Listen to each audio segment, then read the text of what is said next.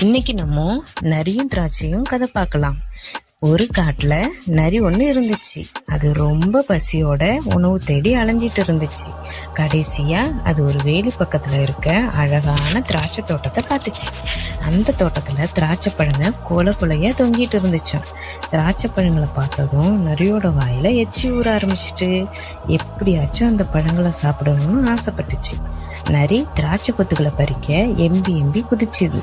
அதோட கால்கள் தரையில ஊனி எவ்வளவோ முயன்றும் அந்த திராட்சை கொத்துங்க ரொம்ப உயரத்துல இருந்ததால நரியோட வாய்க்கு எட்டலை. சில தடவை வேகமா ஓடி வந்து கொதிச்சு பார்த்துச்சு. ஆனா நரியால ஒரு திராட்சை பழத்தை கூட பறிக்க முடியல. திராட்சையை பறிக்க முடியலைங்கிற இயலாமையை வெளிக்காட்ட விரும்பாத நரி கொஞ்ச நேரம் அங்கேயே நின்னுச்சு. அப்புறம் பெருமூச்சு விட்டு சத்தமா, சீச்சி, இந்த பழம் ரொம்ப புளிக்கும், சாப்பிடவே லாய்க்கல அப்படின்னு தனக்குள்ளேயே சொல்லிக்கிட்டு அப்புறம் அந்த இடத்துல இருந்து கிளம்பி வேற இடத்துக்கு உணவு தேடி போயிட்டு. இக்கதையோட நீதி, நம்மால அடைய முடியாத ஒரு பொருளை இழந்து பேசவோ குறை கூறவோ கூடாது.